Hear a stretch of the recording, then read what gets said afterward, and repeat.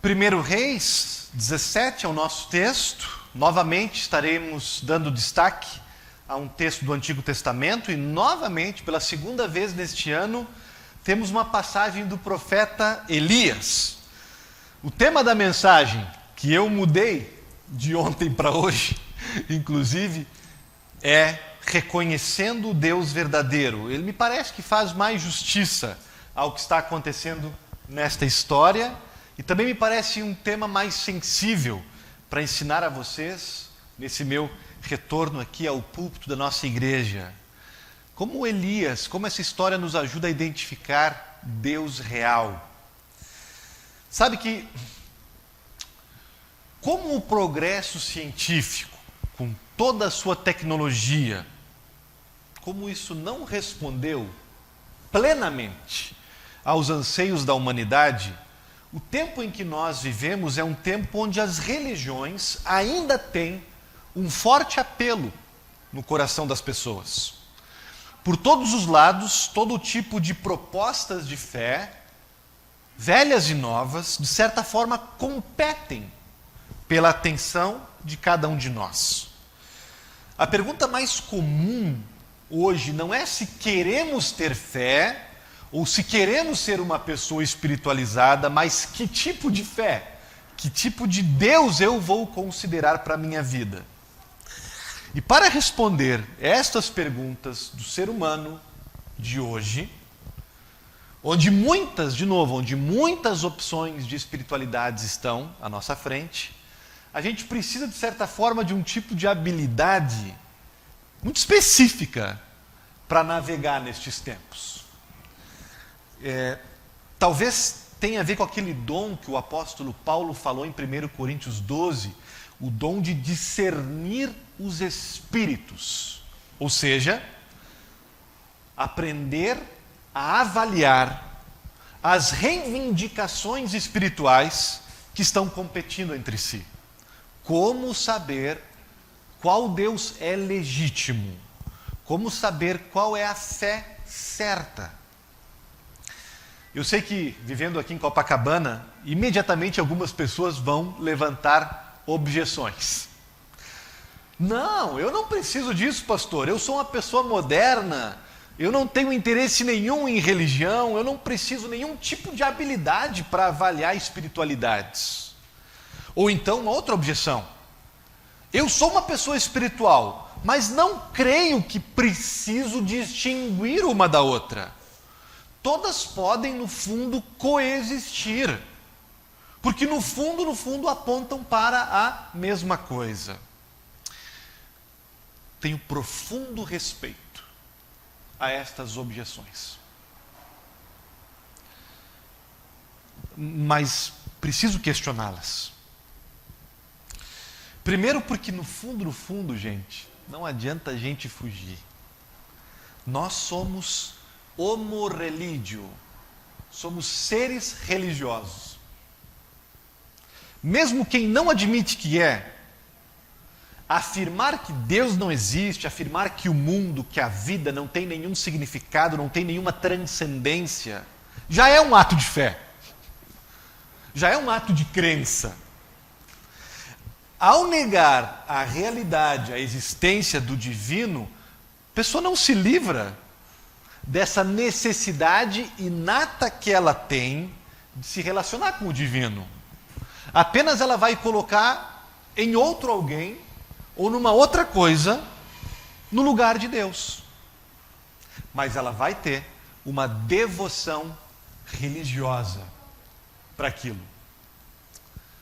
Pode ser o corpo, pode ser o intelecto, pode ser relacionamentos, pode ser as redes sociais, pode ser o dinheiro, mas com alguma coisa eu vou ter uma devoção, uma adoração, uma relação de culto. Não tenho como escapar de ser uma pessoa religiosa 100%.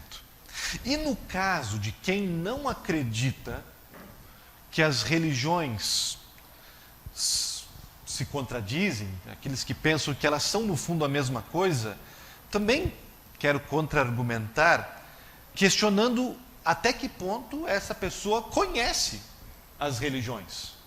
Porque no momento que ela se decide a adentrar o universo de uma religião e conhecer os seus princípios, passar aquele primeiro estágio onde tudo parece a mesma coisa, no momento que ela começa a ler um pouquinho mais sobre uma determinada religião, ela vai ver. As religiões fazem afirmações que são contraditórias, que negam o que a outra disse. É uma realidade. Podemos coexistir respeitosamente. Mas, gente, não são a mesma coisa. O budismo não é a mesma coisa que o hinduísmo, não é a mesma coisa que o islamismo, não é a mesma coisa que o espiritismo, não é a mesma coisa que o shintoísmo, não é a mesma coisa que o cristianismo. Podemos e devemos coexistir respeitosamente. Mas não precisamos ser ingênuos. As afirmações, as reivindicações, as promessas que cada uma faz são diferentes. Vão se contradizer. Por isso eu continuo afirmando, como conseguir discernir os espíritos, como avaliar as opções de espiritualidades à minha frente. O texto de hoje nos fala de um profeta que foi muito famoso nessa capacidade, por assim dizer, de discernir os espíritos, Elias. Elias viveu num tempo onde muitos deuses competiam pela atenção das pessoas. E Elias, através das suas palavras, das suas ações, ele nos deu um exemplo de como testar estes deuses, de como decidir. E nós já vimos isso alguns meses atrás, quando estudamos uma outra história de Elias. Novamente, hoje veremos um pouco mais como reconhecer o Deus verdadeiro no meio dos falsos. Como viver a fé nesse Deus verdadeiro e Deus especial. Sabe que a gente leu a história hoje no versículo 8 e tinha outros versículos antes. A gente entrou na história no meio dela, né? No versículo 7 dizia que o lugar onde Elias estava, escondido, tinha um ribeiro, tinha uma sanga e ela secou. O que está acontecendo? É o século 8 antes de Cristo. Estamos em Israel. E o rei de Israel, na época, se chamava Acabe. E ele se casou diplomaticamente com a princesa do rei vizinho das cidades de Tiro e Sidom. Justamente para fazer uma aliança política com essa nação. A esposa desse rei, vocês já ouviram falar dela. Jezabel, ou Jezebel. Jezebel, a esposa, a princesa, que então é importada para Israel, ela vem para Israel com um projeto de governo, uma campanha sistemática. Ela quer transformar Israel, que é uma nação monoteísta, só crê num Deus, ela quer transformar Israel como é a nação de onde ela veio. Uma nação, uma sociedade plural, onde as pessoas possam escolher qual Deus vai fazer a sua oferta, vai fazer a sua oração. E ela traz 400 profetas de Baal e 450 profetas da deusa Aserá, que são deuses reais da época que você encontra estatuetas e referências literárias nos grandes museus do mundo afora. Eram deuses da natureza. E ela trouxe para Israel e deu emprego para esses 850 profetas. Eram servidores públicos, por assim dizer. Sabe que Israel sempre teve uma quedinha pelos deuses vizinhos. Sempre teve. Por isso que Deus colocou no primeiro mandamento, não. Mas é a primeira vez na história de Israel que há um projeto político-religioso de transformar a nação em uma sociedade pluralista, religiosa. E nesse intento, uma das primeiras coisas que a Jezabel promove é a perseguição e a execução dos profetas do Deus de Israel. Elias foi o último que restou. E aí, num momento dramático, no começo do capítulo, é o contexto, Elias aparece ao rei, Deus manda ele visitar o rei.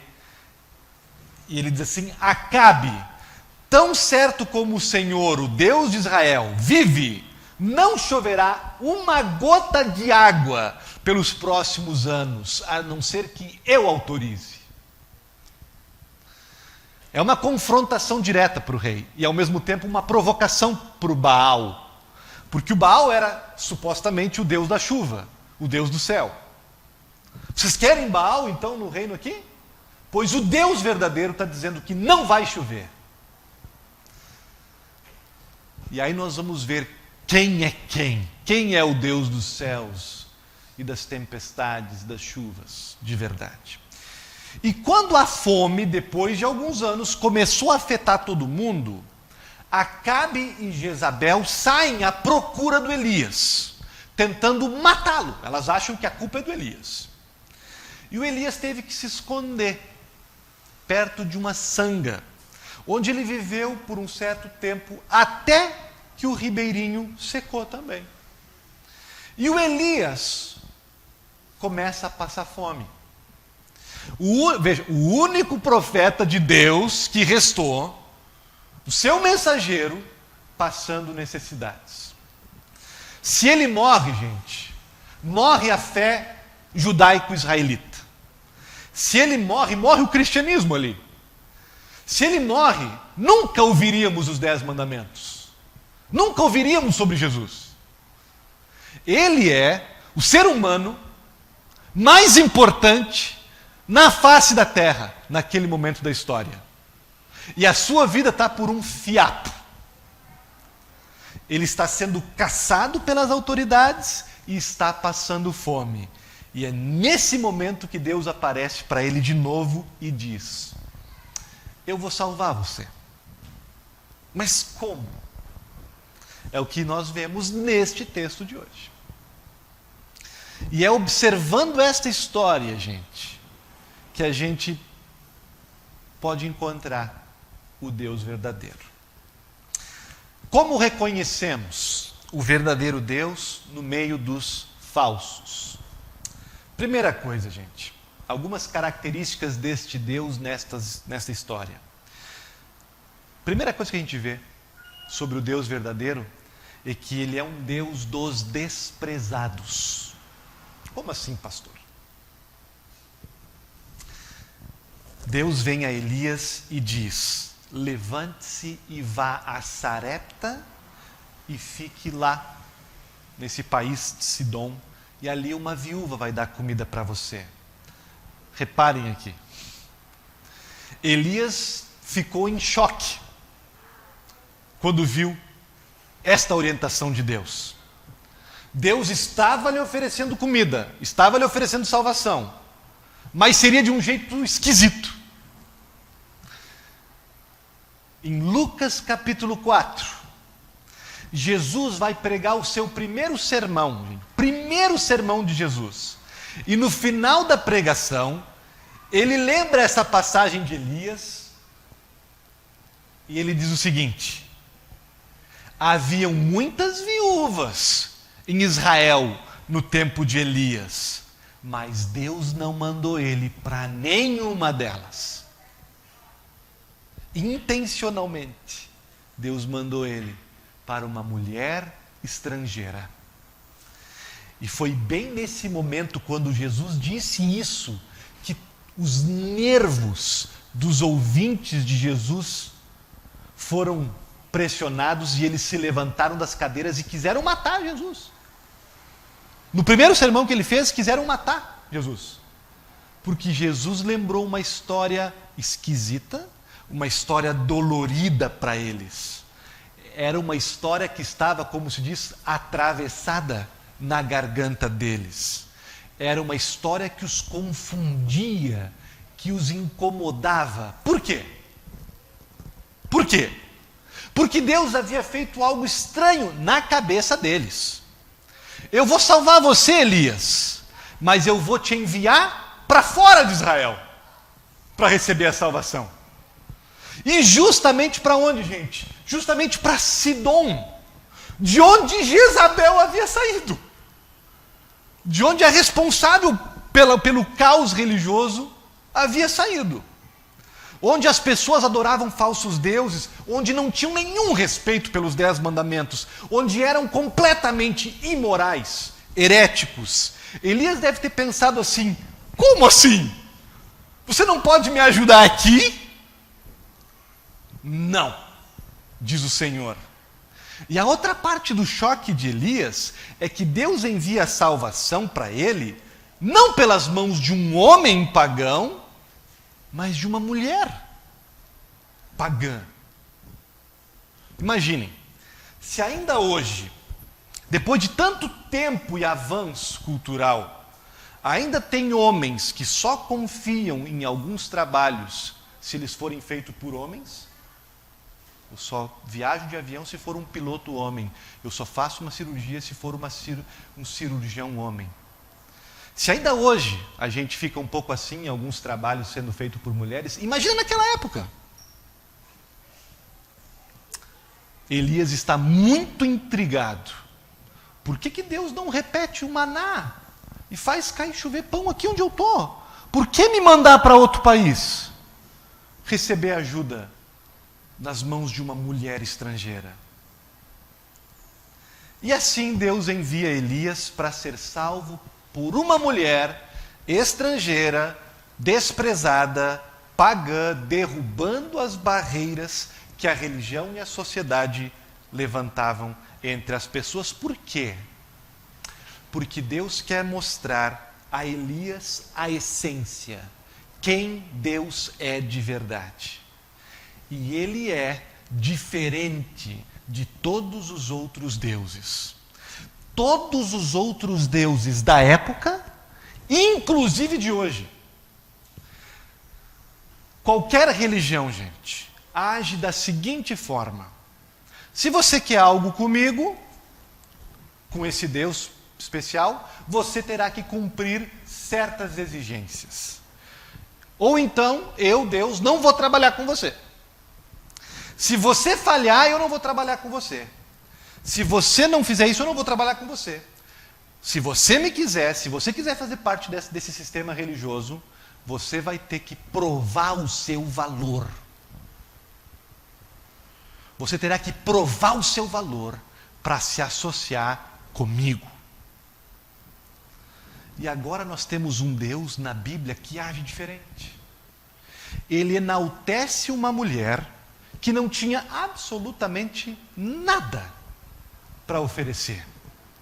Ele valoriza alguém, ele trabalha através de alguém que não tinha nada para oferecer em troca. E no salmo de hoje que a gente leu, isso ficou evidente. Como Deus é o Deus dos desamparados, como Deus é o Deus dos oprimidos, como Deus é o Deus das viúvas, como Deus é o Deus dos órfãos, como Deus é o Deus dos estrangeiros, daqueles que não têm o mérito, o crédito, o pedigree, o status. E no texto do Evangelho a mesma coisa. Jesus reparou na oferta daquela viúva que deu centavos. Como que dizendo, nós no céu, eu e o Pai e o Espírito Santo, estamos muito atentos ao coração de cada um. E se por fora a pessoa é desprezada, se por fora ela é periférica, se por fora ninguém dá nada para ela, não quer dizer que no reino dos céus ela não é importante. Gente, a resposta do porquê Deus usa estrangeiros, escanteados e desvalorizados é porque o Deus verdadeiro é um Deus de graça, é um Deus da graça. O Deus verdadeiro oferece amizade, oferece aliança, oferece companhia, oferece bênção, oferece salvação, independentemente de mérito, currículo, pedigree, classe social. Não importa quem você é, o que você já fez, não importa o caos que existe dentro da tua alma, não importa a bagunça que é a tua vida, o Deus que age através da viúva de Sarepta nos está dizendo: eu posso salvar você. Eu quero salvar você. Eu quero comunhão contigo. Eu te amo antes de você se apresentar para mim com o cabelinho, com gel, com a roupinha legal, com a vida em ordem. Eu te amo mesmo sendo você um Dalit na tua sociedade. Estou vendo aquela novela da tarde. Você nunca esteve fora do meu radar. Nunca vai estar. É assim que o Deus da Bíblia, que o Deus verdadeiro age com o ser humano. Eu sou um Deus da graça. A maioria das pessoas de hoje rejeitam a Deus, a grande maioria que rejeita porque não conhece esse Deus. Porque conheceram uma caricatura dele. Sabe, infelizmente, até algumas igrejas não fazem um bom trabalho em apresentar esse Deus. Até se dizem cristãs e abrem a Bíblia, mas não apresentam esse Deus da graça porque não conhecem, infelizmente. Esse Deus da viúva de Sarepta, que dignifica, que a transforma uma desprezada em instrumento de salvação para o seu profeta. Um Deus que olha pelos desprezados. E sabe que aí a gente pode deixar até essa pergunta, essa autocrítica para a gente mesmo. Até que ponto vocês, eu, até que ponto nós conhecemos esse Deus? O Deus da graça, que visita os marginalizados lá em Sarepta, que se identifica e age através dos desprezados. Até que ponto nós estamos adorando e testemunhando o Deus verdadeiro ou um Deus caricaturado? Enquanto refletimos, vou avançar, porque a história segue e há uma outra característica de Deus nesta história. Quase o oposto dessa que eu disse agora. Depois de um tempo, o garotinho, filho da viúva, adoece e devagar, mas irremediavelmente, a mãe vê o seu único filho morrer. Nos versículos 18 e 19, a viúva diz essencialmente: Elias, eu pensei que você veio para minha casa para ser uma bênção para mim, mas você vem com maldição. Você vem como um instrumento, um sinal de juízo. Você veio para me punir pelos meus pecados. Elias é muito claro, gente, especialmente quando a gente vê isso, ele trabalhando no quarto de cima. Ele pega o menino no colo e ele sobe as escadas. Mas tem algo interessante aqui.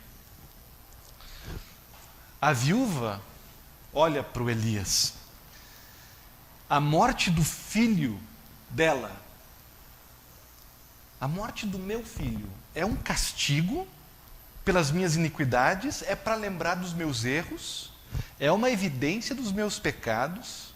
Ela não está acreditando no que está acontecendo, ela está processando o luto dela. Ela já aprendeu muito sobre Deus com Elias, mas ela ainda está aprendendo. O Elias é um doutor em teologia, o Elias é um grande mestre, é um dos maiores profetas da história. O Elias sobe para o quarto de cima com o garoto e ele, olha só, pergunta basicamente a mesma pergunta da mulher. Ele pergunta, ele olha para o céu e pergunta para Deus: é isso um castigo? A morte desta criança é um castigo pelos meus pecados, pelos pecados dela? É o Senhor que está fazendo isso? Isso é um golpe do seu juízo? Elias também não sabe o que está acontecendo. Mas olha que interessante, gente. Isso é importantíssimo aqui. Nenhum dos dois questiona o direito de Deus fazer isso. Nem a mulher, nem Elias dizem para Deus assim: o senhor não tem direito.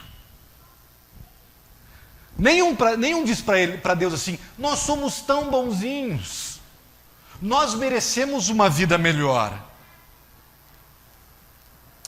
Ela não diz: puxa, eu acolhi o profeta, eu obedeci. Não. Ela diz: eu sei das minhas iniquidades. Eu sei que sou pecadora. A pergunta dela: é a morte do filho a punição? Mas ela não se faz de vítima. uma tendência nossa, ser humano de hoje. Ambos estão reconhecendo na história um outro traço de Deus, que é a sua chamada soberania, a sua liberdade, o seu direito de agir, independente se isso se encaixa nas nossas concepções. Esse é o ensino que está aqui, gente. A morte da criança, na opinião do Elias e da viúva, podia ser uma decisão de Deus. Eles só queriam saber se era. Quando a viúva encontra Elias, ela já sabia que o Deus dele era diferente. Porque quando ela encontra, no versículo 12, ela diz para ele assim: tão certo como o seu Deus vive. O que é isso, gente? Um Deus vivo, como ela mesmo diz, como ela chama Deus. Como é que é isso, ser um Deus vivo, diferente de outros tipos de deuses? Eu respondo para vocês. Um ídolo é uma coisa que a gente projeta. Um ídolo é um Deus que eu desenho para se encaixar na minha mente. Na verdade, é apenas uma extensão da minha mente. Um ídolo é um Deus que está debaixo do meu controle. Um ídolo é um Deus que não faz nenhuma coisa que você não entenda, nenhuma coisa que você não goste. Mas um Deus vivo não é assim. Sabe quando você crê de verdade num Deus vivo? Sabe quando você se relaciona num Deus que está vivo? Quando este Deus, eventualmente, te diz coisas que você não entende, coisas que você não gosta, quando você ainda assim obedece às coisas que Ele diz e faz. Quando você ainda anda com Ele. Somente assim nós sabemos que temos um Deus real e não um Deus fabricado. Se você, meu irmão, se você, minha irmã, não está disposto a ter um Deus que não te pode dizer coisas que você não se agrada, que você já responde: ah, não, assim não. Isso não, porque nenhum dos meus amigos acredita nisso. Isso não, porque hoje em dia não é assim. Se você não estiver disposto a ter um Deus que te contradiga, um Deus incontrolável, desculpem, mas vocês nunca terão um Deus de verdade. Nunca terá um Deus vivo. Quando você concebeu um Deus na sua mente, esse Deus é um Deus morto. Tão morto como uma estátua que você esculpe de Baal e de Aserá. Um Deus vivo é um Deus livre. É um Deus que não presta relatório nas tuas reuniões. É um Deus que não se encaixa em paradigmas humanos. Eu quero um Deus assim, eu quero um Deus assado. É um Deus livre para julgar. E ambos, gente, na história, a gente tem dificuldades com isso, mas ambos na história estão tranquilos quanto a isso. Tanto Elias como a viúva sabem disso. O Senhor de Elias é um Deus que representa os desprezados, mas Ele também é um Deus vivo. Ele pode ser ambos. Quando Elias leva o garoto para cima e pergunta a Deus se era Deus quem estava por trás da morte do garoto, para punir alguém pelos seus pecados, a resposta de Deus é não. Não que ele não tivesse o direito. Ele simplesmente diz: não, não se trata disso. E a ressurreição do garoto é a maneira de Deus dizer isso. A ressurreição do garoto é chave nessa história.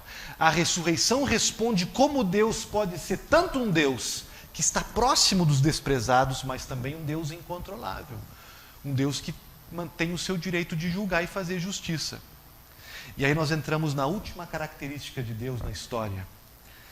O verdadeiro Deus é um Deus que preste atenção nessa palavra, é um Deus que se estende.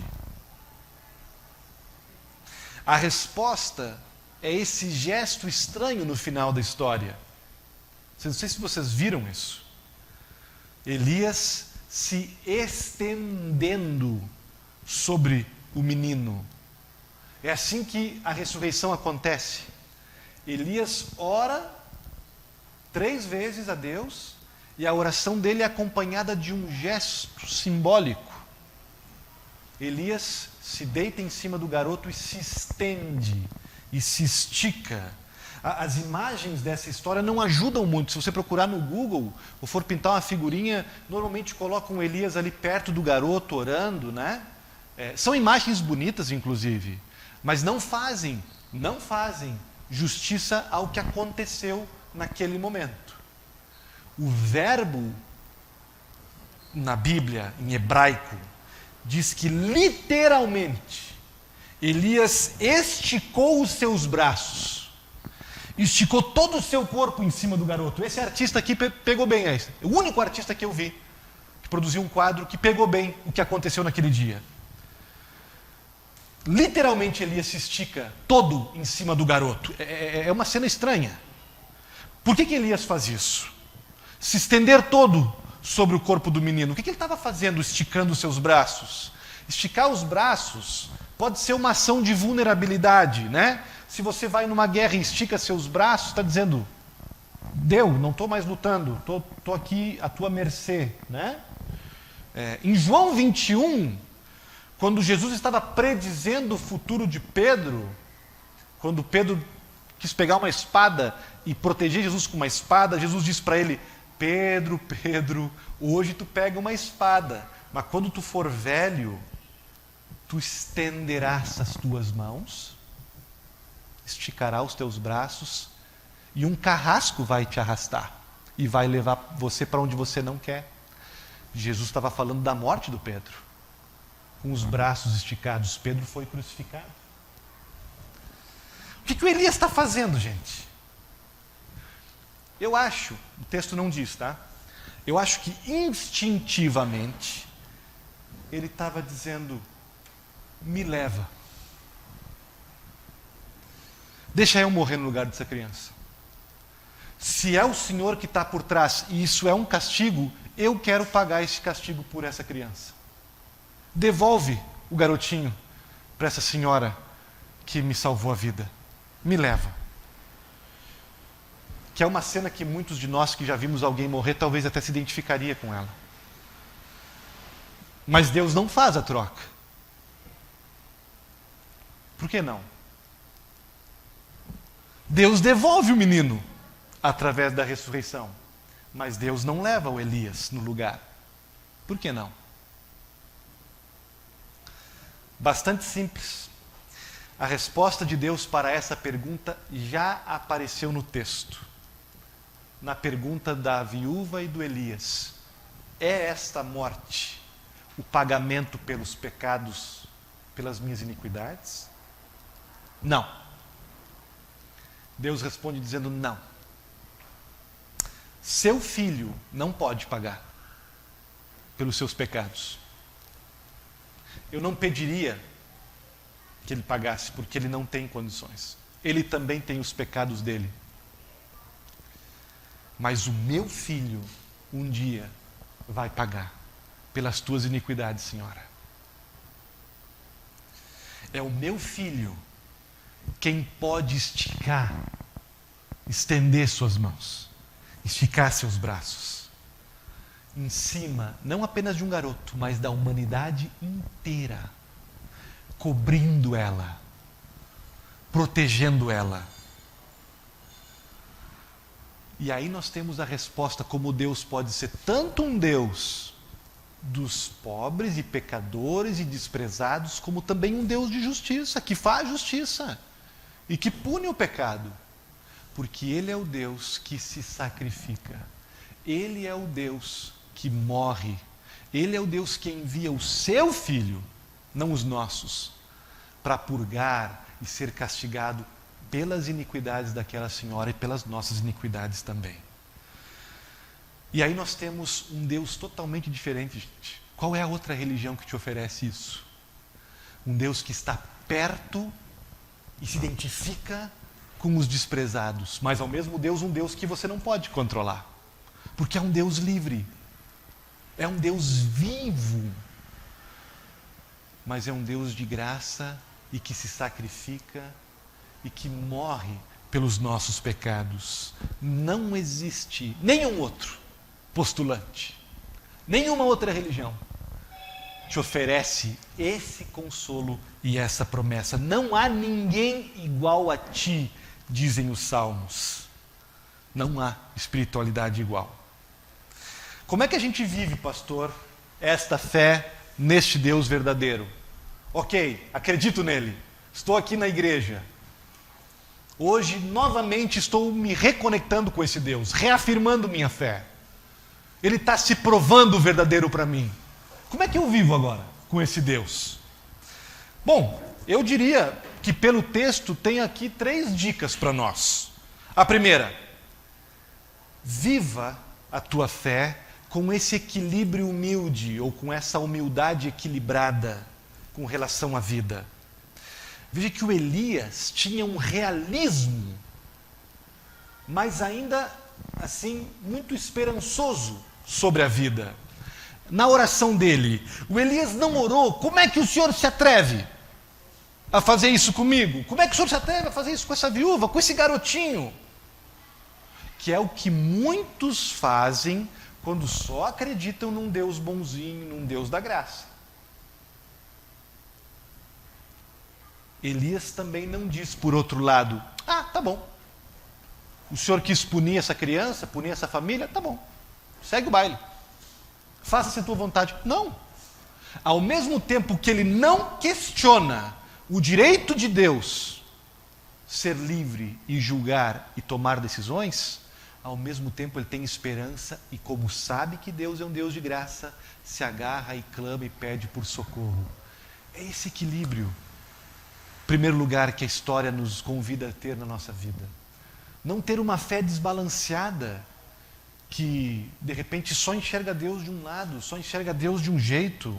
E a menos que nós tenhamos uma fé balançada, equilibrada, a gente vai estar sempre como um pêndulo na vida, balançando entre o cinismo, ah, Deus é mesmo assim mesmo, e o romanticismo, ah não, Deus não pode fazer isso, Deus não pode fazer aquilo, isso não é de Deus. A gente vai estar sempre perdido e confuso de um lado para o outro. A razão que Elias pode ser equilibrado e não desmoronar diante das tragédias que ele viveu é porque ele tinha do lado o Deus verdadeiro. Porque ele tem o Deus verdadeiro do lado, ele pode, no seu desespero, gritar para Deus: por favor, me ajude.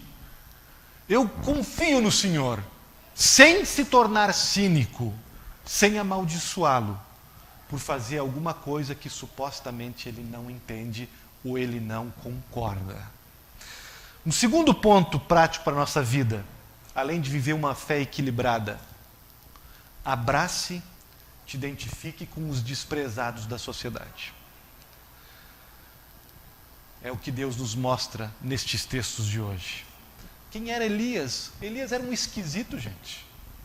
Elias usava umas roupas esquisitas, vocês sabiam? Elias era bem estranho. E Deus agiu através dele. Quem era essa mulher, gente? Abandonada num canto de Sarepta. Ninguém dava nada para ela. Ela disse: eu vou fazer a comida de hoje de noite e vou esperar a morte chegar. Gente desprezada, gente abandonada, gente que não tem glamour. E o que Deus faz com essas pessoas? Deus está perto delas. Se eu sigo esse Deus, como é que eu devo agir? Só buscar relacionamentos, amizades, companhias com pessoas glamourosas, com pessoas com tudo em cima, com pessoas que são aplaudidas, com pessoas que são legais, que são bacanas? Não. Eu não preciso evitar essas pessoas, de forma alguma. Mas eu preciso ter um olho muito aberto, sabe? Eu preciso estar com o meu radar muito ligado, muito sintonizado quando eu saio de casa, quando eu vou estudar, quando eu vou trabalhar, quando eu venho para a igreja. Onde é que tem aqui uma viúva de Sarepta? Onde é que tem aqui um garotinho mal nutrido? Onde é que tem aqui alguém que está sendo escanteada, que está sendo abandonado? Porque dessas pessoas Deus está muito próximo. E certamente eu sou convidado a me aproximar também, como uma fonte de bênção. E isso, gente, não faz bem só para o outro. Isso faz bem para você também. Já repararam como o Elias e a mulher se ajudaram mutuamente? Dois esquisitos se ajudando? A gente pensa que a gente só vai ser ajudado por pessoas bacanas. Gente, às vezes os esquisitos, os estranhos, os desprezados, né? Aqueles que a gente não dá nada por eles, talvez uma criança, um velho. Puxa, esse velho aí me incomodando, esse porteiro. Gente, às vezes as pessoas que ninguém dá nada por elas são quem mais nos ajudam. E não apenas fisicamente, porque a ajuda que houve nessa história foi física. O Elias ganhou pão, a mulher também ganhou pão, porque Deus fez um milagre acontecer, né? Sempre tinha farinha na panela, sempre tinha azeite no jarro, e o filho também recuperou a saúde, reviveu, foi uma ajuda física. Mas ambos foram abençoados espiritualmente nessa história. Os esquisitos se abençoaram, os estranhos e desprezados se abençoaram na alma. Não menospreze, não desperdice estas oportunidades de ser ajudado e de ajudar pessoas a quem Deus valoriza muito, que são os desprezados. E por último, veja a ressurreição. A coisa mais importante não foi o que o Elias falou, a mulher falou, né? No final, último versículo do texto, a mulher diz assim: agora a ficha caiu. Agora eu sei. É o que ela diz no final. Quando Elias traz o garotinho para ela diz: agora daqui não tem mais volta. Eu me agarro nesse Deus e esse eu não largo mais. Agora eu sei. Jesus não veio apenas para nos ensinar palavras, tá? Textos. Outros deuses trabalham muito com isso. Textos, mantras, dogmas, conselhos, dicas. Deus também tem isso, tá? Deus tem palavras para nós. Esse livro aqui é precioso para nós. Mas a nossa fé e o nosso Deus é muito mais que as palavras do Elias, as palavras do João Batista, as palavras do Paulo, as palavras do próprio Jesus.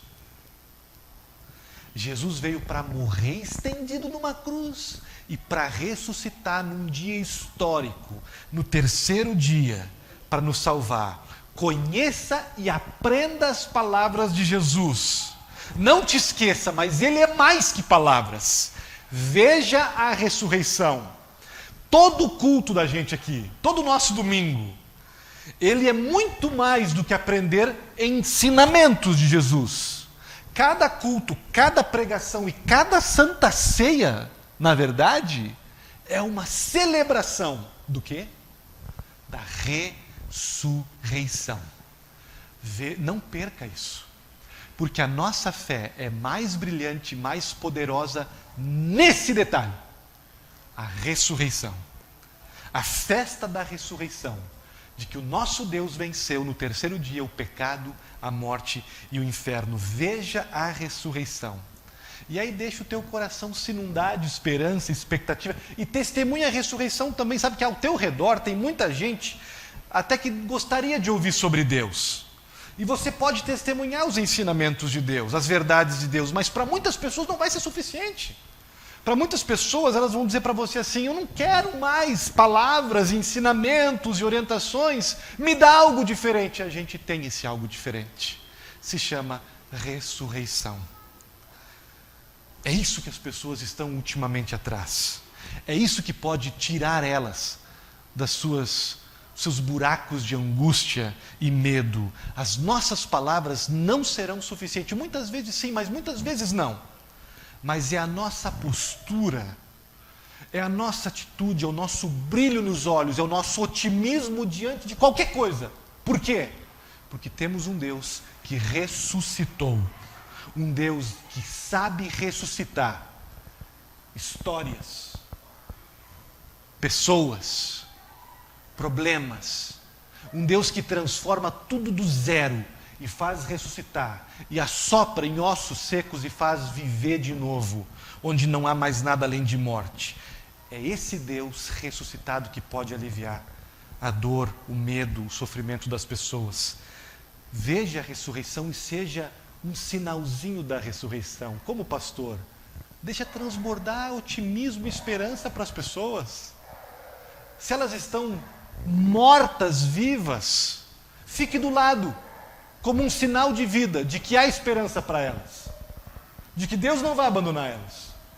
Ser um agente da ressurreição é se colocar do lado de alguém, contra tudo e contra todos, e dizer, eu não saio daqui, porque o meu Deus sabe ressuscitar coisas. E eu vou ficar do teu lado, e eu vou te apoiar, e você vai ter uma palavra bonita de mim, uma palavra que vai levantar o teu espírito, uma palavra que vai falar de vitória, que vai falar de perdão, que vai falar de alegria. Você vai ter um amigo que vai chorar com você, mas vai também te convidar para dar risada. Porque o nosso Deus é um Deus de ressurreição. Veja a ressurreição e deixe que as bênçãos dessa ressurreição façam com que a farinha nunca falte na tua panela e o azeite nunca falte nos teus jarros. É assim que a gente enfrenta e ajuda os outros a enfrentar as tragédias da vida. Até mesmo a morte de um filho. Amém.